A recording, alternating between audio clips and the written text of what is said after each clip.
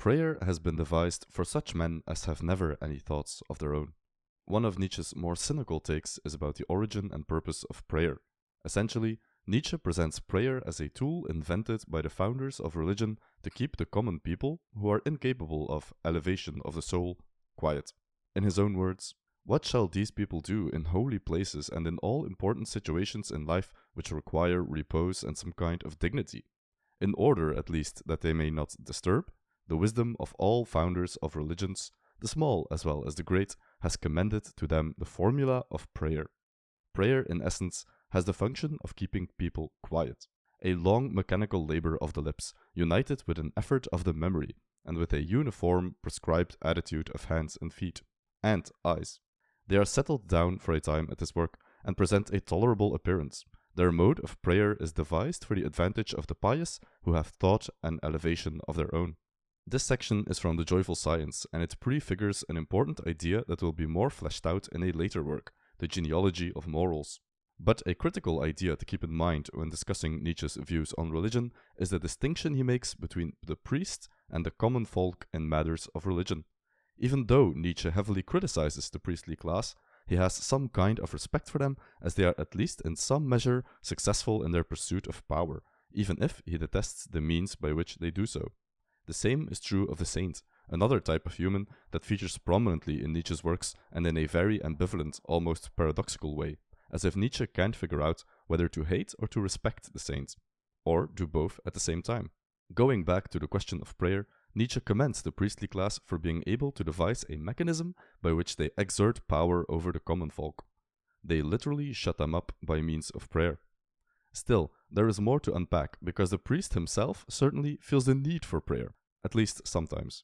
It's not a black and white question of the cynical, secretly irreligious priest oppressing the naive believers with a ritual designed to keep them silent.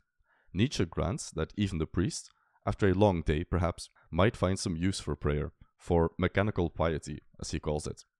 Prayer actually serves a double function. On the one hand, as we've discussed, it's a means to keep the people quiet. But the people themselves get something out of it too. To them, it's a means of simulating a religious experience. This is where Nietzsche the elitist rears his head again. The common folk, to him, are incapable of experiencing genuine religion or an elevation of the soul, as he calls it. Therefore, prayer is devised as a sort of mental aid, training wheels to the religious experience. But it is a kind of religious experience, and in that capacity, it's better than nothing. It's just that others, presumably those with more intelligence, don't need prayer to experience awe and elevation of the soul. This is remarkably close to the Schopenhauerian conception of religion, namely that religion is a tool, one of many, next to art and philosophy, to reach a certain truth that is in itself neither completely religious, philosophical, nor aesthetic. The genius, in the Schopenhauerian sense, is intuitively in tune with the unity of the world, while others, us non-geniuses, need the help of religion, philosophy, or art to reach the same realization.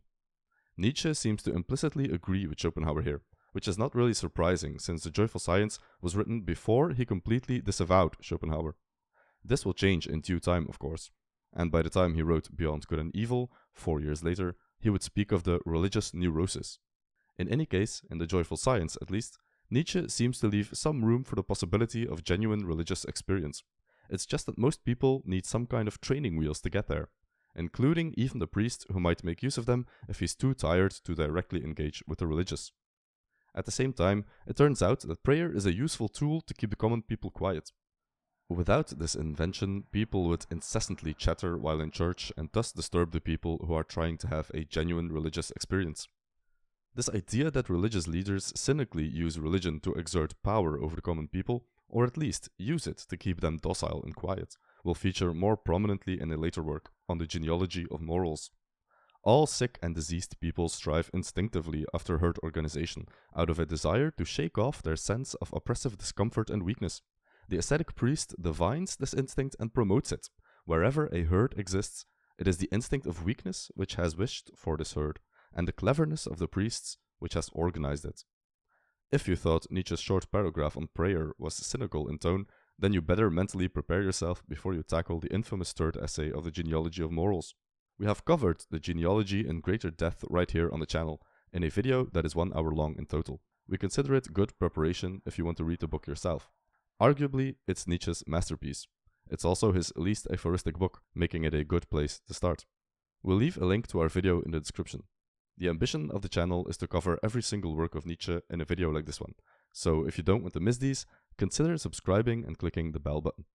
We've done analyses of Beyond Good and Evil, Twilight of the Idols, Ecce Homo, and The Antichrist, as well as an in-depth look at the Will to Power.